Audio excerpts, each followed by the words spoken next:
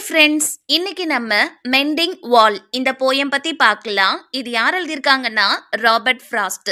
இவங்க ஒரு American poet. Robert Frost அவங்களுடைய போயம்ஸ்ல கண்ட்ரி சைட் லைஃப அப்படியே ரியலா தத்ரூபமா சொல்லியிருப்பாங்க.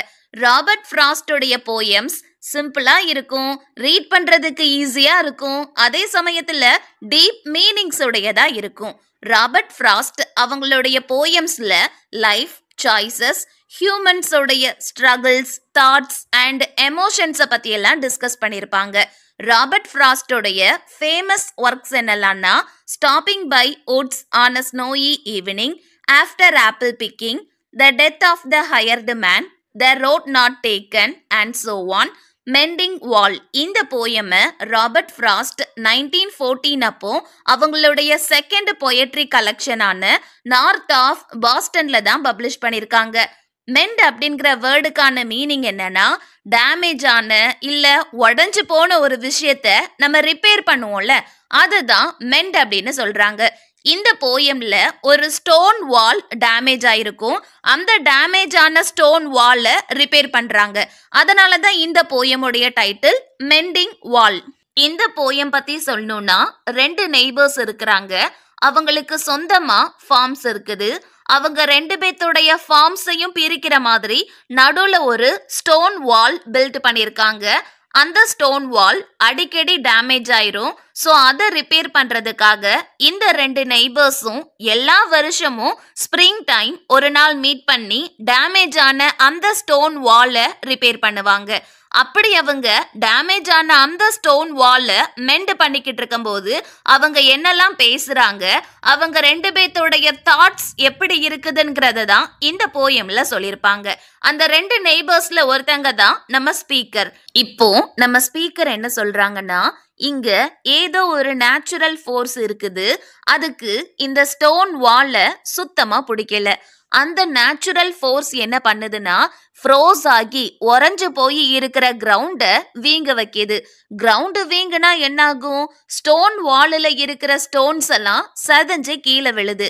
ஆக்சுவலி இவங்க இந்த ஸ்டோன் வால்ல ஜல்லி, மண்ணு, சிமெண்ட் யூஸ் பண்ணி எல்லாம் கெட்டல.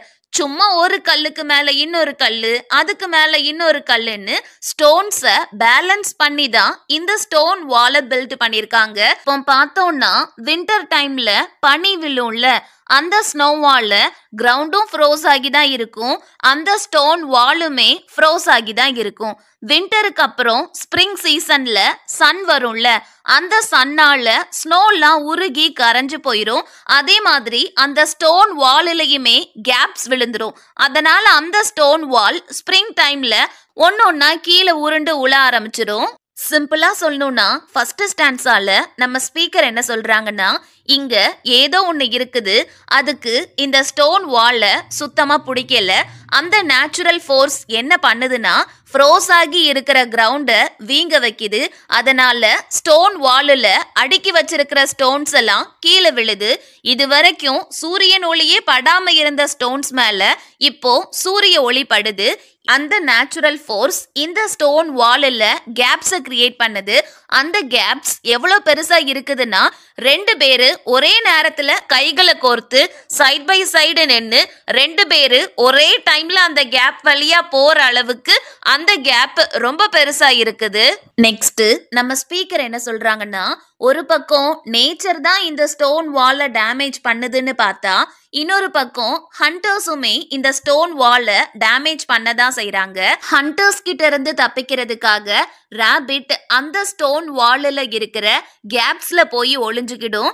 தென் அந்த ராபிட்டை காமிச்சு கொடுத்து அவங்களுடைய டாக்ஸை சந்தோஷப்படுத்துறதுக்காக ஹண்டர்ஸ் அந்த ஸ்டோன் வாலில் இருக்கிற ஸ்டோன்ஸ் எல்லாம் ஒன்று ஒன்றா தூக்கி போடுவாங்க. அதுக்கப்புறம் அவங்க வேட்டையாடி முடிச்சதுக்கு அப்புறம் அப்படியே போயிடுவாங்க. அவங்க களைச்சு போட்ட ஸ்டோன்ஸ் எல்லாம் திரும்ப எடுத்த இடத்துல வைக்க மாட்டாங்க. தென் அந்த ஹண்டர்ஸ் அங்கிருந்து போனதுக்கு அப்புறம் நம்ம ஸ்பீக்கர் தான் அங்க வந்து டேமேஜ் ஆன அந்த ஸ்டோன் வாலை ரிப்பேர் பண்ணுவாங்க. ஒரு ஸ்டோனுக்கு மேல இன்னொரு ஸ்டோனை எடுத்து வச்சு மறுபடியும் அந்த ஸ்டோன் வாலை நீட்டா பில்ட் பண்ணி வைப்பாங்க. அங்க யாரு வேட்டையாட வாரா, யாரு அந்த ஸ்டோன் வால கலைச்சு போடுறான்னு இதுவரை யாரும் பார்த்ததும் இல்ல கேட்டதும் இல்ல. ஆனா கரெக்டா ஸ்ப்ரிங் டைம்ல வந்து பார்த்தா அந்த ஸ்டோன் வால் கலைஞ்சு போய் டேமேஜ் ஆகி இருக்கும். நம்ம ஸ்பீக்கரும் அவங்களுடைய நெய்பரும் சேர்ந்து மறுபடியும் அந்த ஸ்டோன் வால பில்ட் பண்ணுவாங்க. இப்போ இந்த ஸ்ப்ரிங் டைம் நம்ம ஸ்பீக்கர் அவங்களுடைய ஃபார்முக்கு வராங்க. ஸ்டோன் வால் டேமேஜ் ஆகி இருக்கிறத பாக்குறாங்க. சோ நம்ம ஸ்பீக்கர் அவங்க பக்கத்து ஃபார்முடைய ஓனர் அவங்களுடைய நெய்பருக்கு அந்த ஸ்டோன் வால் டேமேஜ் ஆகி இருக்கிறத தெரிய வைக்கிறாங்க. நம்ம ஸ்பீக்கரோடைய நெய்பர் வந்து ஹில்லுக்கு அந்த பக்கம் வாழ்றாங்க. அதுக்கப்புறம் நம்ம ஸ்பீக்கரும் அவங்க நெய்பரும் பிளான் பண்ணி ஒரு நாள் மீட் பண்றாங்க. நம்ம ஸ்பீக்கர் அந்த ஸ்டோன் வாலுக்கு இந்த பக்கம் அவங்களுடைய ஃபார்ம்ல நிக்கிறாங்க. அந்த ஸ்டோன் வாலுக்கு அந்த பக்கம் நெய்பர் அவங்களுக்கு சொந்தமான ஃபார்ம்ல நிக்கிறாங்க. ரெண்டு பேத்துக்கு நடுவுல இந்த ஸ்டோன் வால் இருக்குது. நம்ம ஸ்பீக்கர் அவங்களுடைய ஃபார்ம்ல சதறி கிடக்கிற கற்களை எடுத்து அடுக்கி வைப்பாங்க. அதே மாதிரி நெய்பரும் அவங்களுடைய ஃபார்ம்ல சதறி கிடக்கிற கற்களை எடுத்து அடுக்கி வைப்பாங்க. இதுல பார்த்தோம்னா ஒரு சில ஸ்டோன்ஸ் வந்து a piece of bread மாதிரி பாக்ஸா இருக்குது. இன்னும் சில ஸ்டோன்ஸ் வந்து பால்ஸ் மாதிரி ரவுண்டா இருக்குதா. சோ அவங்களுக்கு இந்த ஸ்டோன்ஸை பேலன்ஸ் பண்ணி அடுக்கி வைக்கிறது பெரிய சவாலாகவே இருக்குது. இப்போ பார்த்தோம்னா இவங்க சிமெண்ட் மண்ணுன்னு எதையுமே யூஸ் பண்ணாம ஒரு கல்லுக்கு மேல இன்னொரு கல்ல பேலன்ஸ் பண்ணி வச்சுதான் அந்த ஸ்டோன் வால பில்ட் பண்றாங்க. இப்போ நம்ம ஸ்பீக்கர் என்ன சொல்றாங்கன்னா இந்த ஸ்டோன் வால் கீழே விழாம இருக்கிறதுக்கு நான் மந்திரம் தான் பண்ணணும் போல. நாங்க திரும்பி பார்க்கிற வரைக்கும் ஒன்னு நாங்க எந்த இடத்துல எடுத்து வச்சோமோ அதே இடத்துல நீ கீழே விழாம இருக்கணும் அப்படின்னு நாங்க மந்திரம் தான் பண்ணணும் போல அப்படின்னு நம்ம ஸ்பீக்கர் சொல்றாங்க. நெக்ஸ்ட் நம்ம ஸ்பீக்கர் என்ன சொல்றாங்கன்னா அந்த ஹெவி ஸ்டோன்ஸை தூக்கி தூக்கி அவங்களுடைய ஃபிங்கர்ஸ்லாம் ரொம்ப ரஃப் ஆயிட்டான். ஆனா இது நம்ம ஸ்பீக்கருக்கு அவுட்டோர் கேம் மாதிரி இருக்குதான். நடுவுல கோடு, ஒரு பக்கம் நம்ம ஸ்பீக்கர், அவங்களுக்கு எய்தாப்ல இன்னொரு பக்கம் அவங்களுடைய நெய்பர், ரெண்டு பேரும் சேர்ந்து விளையாடுற மாதிரி இருக்குதான். இப்போ நம்ம ஸ்பீக்கர் சீரியஸா பேச ஆரம்பிக்கிறாங்க. ஒரு சில கேள்விகள் கேக்குறாங்க. நம்ம ஸ்பீக்கர் அவங்க நெய்பர் கிட்ட என்ன சொல்றாங்கன்னா நம்ம ரெண்டு பேருடைய ஃபார்ம்ஸையும் பிரிக்கிற மாதிரி நடுவுல இந்த ஸ்டோன் வால் தேவையே இல்ல. உங்களுடைய லேண்ட்ல பைன் ட்ரீஸ் இருக்குது, என்னுடைய லேண்ட்ல ஆப்பிள் ட்ரீஸ் இருக்குது. என்னுடைய ஆப்பிள் ட்ரீஸ் உங்களுடைய ஃபார்முக்குள்ள வந்து உங்க பைன் கோன்ஸ சாப்பிட போறது இல்ல. பின்ன எதுக்காக நம்ம ரெண்டு பேருடைய ஃபார்ம்ஸையும் பிரிக்கிற மாதிரி நடுவுல இந்த ஸ்டோன் வால் இருக்குது, அது தேவையே இல்லை அப்படின்னு நம்ம ஸ்பீக்கர் அவங்களுடைய நெய்பர் கிட்ட சொல்றாங்க.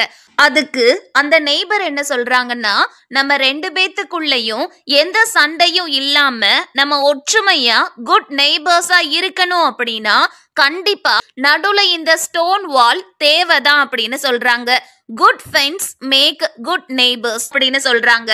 இப்போ நம்ம ஸ்பீக்கர் என்ன யோசிக்கிறாங்கன்னா நாங்க என்ன மாடா வளர்க்குறோம், உன்னுடைய மாடு என் நிலத்துல வந்து மேயுது அப்படின்னு சண்டை போடுறதுக்கு அவங்க என்ன கவுசா வளர்க்குறாங்க, அவங்களே ட்ரீஸ் வளர்க்குறாங்க. சோ அந்த ஸ்டோன் வால் அங்க தேவையே இல்லை. இப்போ நம்ம ஸ்பீக்கர் என்ன யோசிக்கிறாங்கன்னா அவங்களுடைய நெய்பரை எப்படியாச்சும் சிந்திக்க வைக்கணும்னு நினைக்கிறாங்க. ஏன்னா முன்னாடி ஆதி காலத்துல இருந்தே good friends make good neighbours, கண்டிப்பா நடுவுல வேலி இருந்தாதான் நம்மளுடைய நட்பு நல்லா இருக்கும் அப்படின்னு முன்னாடில இருந்தே சொல்லிட்டு வந்திருக்காங்க. அது அப்படியே கண்மூடித்தனமா இவருமே ஃபாலோ பண்றாங்க. வேலி எதுக்காக அமைக்கிறோம், இந்த இடத்துல வேலி தேவையான்னு கொஞ்சம் கூட யோசிக்காம கட்டாயம் வேலி அமைக்கணும் அப்படின்னு சொல்றாங்க. நம்ம ஸ்பீக்கர் இந்த வேலி தான் நம்மள குட் நெய்பர்ஸா ஆக்குதா அப்படின்னு அவங்க நெய்பரை யோசிக்க வைக்கணும்னு நினைக்கிறாங்க. இப்போ நம்ம ஸ்பீக்கர் அங்க வேலி அமைக்கிறதுக்கு முன்னாடி என்ன தெரிஞ்சுக்கிடணும்னு நினைக்கிறாங்கன்னா எதை பாதுகாக்கிறதுக்காக அங்க வேலி அமைக்கிறாங்க, எது உள்ள வந்துடக்கூடாதுன்னு எதை தடுத்து நிறுத்துறதுக்காக அங்க வேலி அமைக்கிறாங்க. அந்த இடத்துல அவங்க வேலி அமைக்கிறது யார ஹர்ட் பண்ணும் அப்படிங்கறத யோசிக்கிறாங்க. ஃபார் எக்ஸாம்பிள் நீங்க ஆப்பிள் ட்ரீ வச்சிருக்கீங்க, உங்களுடைய நெய்பர்ஸும் ஃப்ரெண்ட்ஸும் உங்களுடைய ஆப்பிள்ஸை பறிச்சிட கூடாதுங்கிறதுக்காக அந்த ஆப்பிள் ட்ரீயை சுத்தி நீங்க வேலி போடுறீங்க.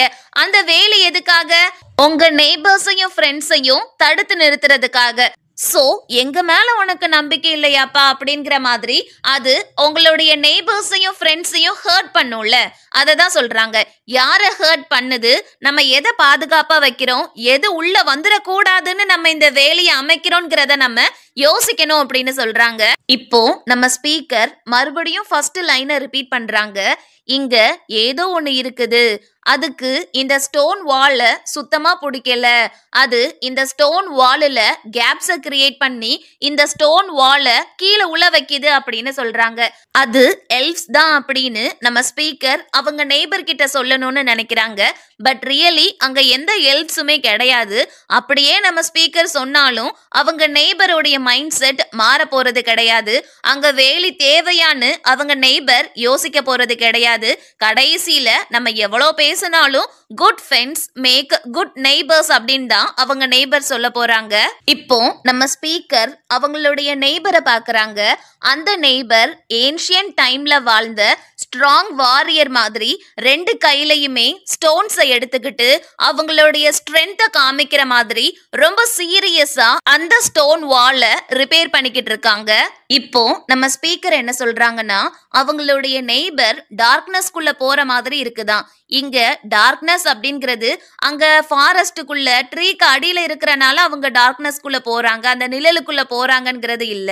அவங்க நெய்பர் ஓல்டு ஹேபிட்ஸ் ஆர் ட்ரெடிஷன்ஸை கேள்வி கேட்காம கண்மூடித்தனமா ஃபாலோ பண்றாங்க. சுய சிந்தனை அப்படிங்கிறது அவங்க கிட்ட கொஞ்சம் கூட இல்ல. ஒரு டார்க்னஸ்ல தான் வாழ்றாங்க.